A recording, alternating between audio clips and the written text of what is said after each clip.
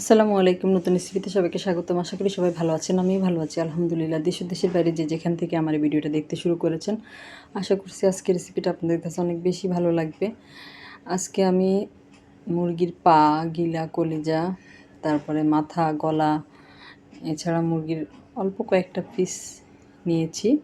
আমার বাচ্চারা খাবে, এজন্য ওরা আবার পা, গিলা, কলিজা খাবে না এই কারণে। আর আমার কিন্তু অনেক পছন্দের মুরগির পা, গিলা, কলিজা। এজন্য আমি মাঝে মধ্যে রান্না করি। আর এটা আমি পাগুলোকে আমি গরম পানি দিয়ে ভিজিয়ে চামড়া ছিলে 2 টুকরো করে কেটে নিয়েছি। এরপরে লবণ এবং লেবুর রস 2 টুকরো লেবুর রস দিয়ে এটা আমি 3-4 বার করে ভালো মতো ধুয়ে নিয়েছি। এতে করে এর মধ্যে এক্সট্রা যে একটা গন্ধ থাকে, ওই গন্ধটা থাকবে না। রান্না করার পরে খেতে অনেক বেশি ভালো লাগবে। অনেকে কিন্তু এই পা গিলা কলিজা খেতে চান না গন্ধর জন্য। এই লবণ এবং লেবু দিয়ে ধুয়ে নিলে কিন্তু আর গন্ধটা থাকবে না। আর এখানে আমি পেঁয়াজ, রসুন, দারচিনি একসাথে পেস্ট তৈরি করে নিয়েছি। আর আপনারা চাইলে এখানে কিন্তু আদাও দিয়ে দিতে পারেন। আমি কিন্তু আদাটা দিইনি। আমি আদা গুঁড়া ব্যবহার করব এজন্য। আর চুলায় প্যান বসিয়ে দিয়ে পরিমাণ মতো তেল দিয়ে, তেলের পরিমাণটা একটু বেশি দিবেন এই রান্নার মধ্যে, যেহেতু পেঁয়াজ বাটা ব্যবহার করব এজন্য। আর এখানে বড় সাইজের একটা পেঁয়াজ কুচি দিয়ে আমি পেঁয়াজটা ব্রাউন করে ভেজে নিয়েছি। এর মধ্যে আমি গোটা গরম মশলা দিয়ে দিলাম, এলাচ, দারচিনি, তেজপাতা, লবঙ্গ দিয়ে পেঁয়াজটা আমি ব্রাউন করে তো আগে ভেজে নিয়েছি। এরপরে আমি যে মশলাটা পেস্ট তৈরি করে রেখেছিলাম ওটা দিয়ে দিব। আর এখানে পেঁয়াজ রসুনের সাথে অবশ্যই দারুচিনিটা দিবেন। এই দারুচিনিটা দিলে কিন্তু এই রান্নার টেস্টটা অন্যরকম আসবে, খেতে অনেক বেশি ভালো লাগবে। বিশ্বাস করুন, একবার আপনারা এভাবে করে রান্না করে দেখতে পারেন, তাহলে কিন্তু বুঝবেন অনেক মজা হয়। ব্লেন্ডারের জারটা ধুয়ে আমি একটু পানি দিয়ে মশলাটা একটু খুব ভালো মতো কষিয়ে নিয়েছি। এরপর এখানে আমি দিয়ে দিলাম 1 চা চামচ হলুদের গুঁড়ো, ঝালের জন্য দিয়ে দিয়েছি 2 চা চামচ মরিচের গুঁড়ো। আর যেহেতু পা গিলা কলিজাটা একটু ঝাল ঝাল হলে কিন্তু খেতে ভালো লাগে। আপনারা আপনাদের পছন্দ অনুযায়ী দিবেন ঝালটা। আর এখানে আমি 1 চা চামচ পরিমাণ ধনিয়া ও জিরার গুঁড়া দিয়ে দিয়েছি। দিয়ে সব কিছু একসাথে মিশিয়ে নিয়ে মশলাটা আরেকটু কষিয়ে নেব।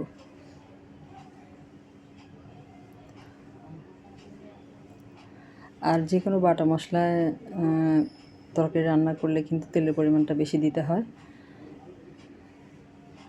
আর এই পর্যায়ে আমি কলিজা ছাড়া আর বাকি সব কিছু দিয়ে দিব। কলিজাগুলো আমি সবার পরে দিব, এখন দিব না। রান্নাটা যখন হয়ে আসবে তখন দিব। কলিজা রান্না হতে বেশি সময় লাগে না, এজন্য।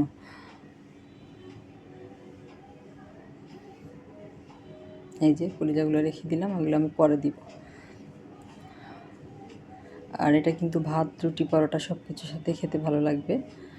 আর আমি কিন্তু পাগুলো এমনিতেই বসে বসে খাই, আমার কাছে অনেক ভালো লাগে। আর আপনারা কারা কারা পা পছন্দ করেন, মুরগির পা, অবশ্যই কমেন্ট করে জানাবেন। আর সব কিছুর সাথে আমি মশলাটাকে কষিয়ে নিলাম।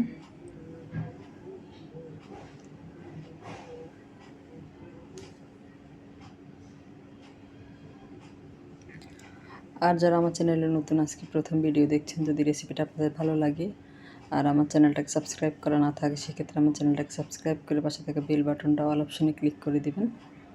আর এখানে আমি দিয়ে দিলাম, আমি আগে বলেছি আমি আদা বাটা দিইনি, এখানে আমি আদা গুঁড়া ব্যবহার করব। আমি এখানে 1 চা চামচ পরিমাণ আদা গুঁড়া দিয়ে দিয়েছি। আপনারা এখানে আদা বাটাটা ব্যবহার করতে পারেন, তাতে কোনো সমস্যা নেই। মিশিয়ে নিয়েছি। আর এটা কিন্তু আমার খুব ভালো মতো কষানো হয়ে গিয়েছে। 3 থেকে 4 মিনিট আমি এটা কষিয়ে নিয়েছি। আর এই পর্যায়ে একদম গরম পানি দিয়ে দিলাম, যাতে করে সব কিছু খুব ভালো মতো সেদ্ধ হয়ে যায়। এভাবে পানিটা দিতে হবে। মিশিয়ে নিব সব কিছু।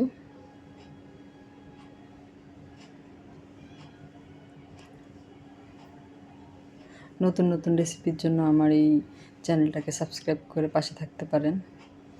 আর পুরাতন বন্ধু যারা আমার পাশে আছেন, তাদেরকে জানাই অসংখ্য ধন্যবাদ, এভাবে আমার পাশে থাকবেন। আর এ পর্যায়ে আমি কলিজাগুলো দিয়ে দিব।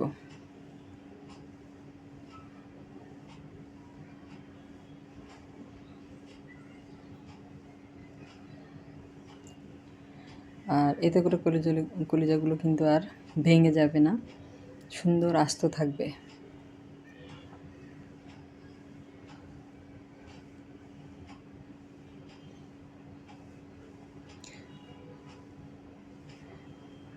আর এইভাবে রান্না করলে কিন্তু মুরগির পা গিলা কলিজা থেকে কখনোই গন্ধ আসবে না, আর বাসার সবাই খাবে পছন্দ করে।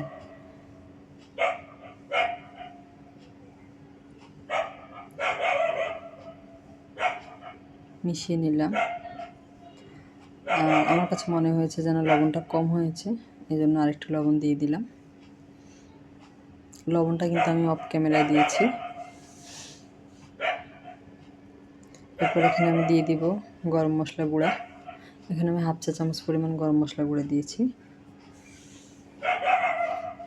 দিয়ে মিশিয়ে নিব। মিশিয়ে নিয়ে ঢাকনা দিয়ে ঢেকে দিব।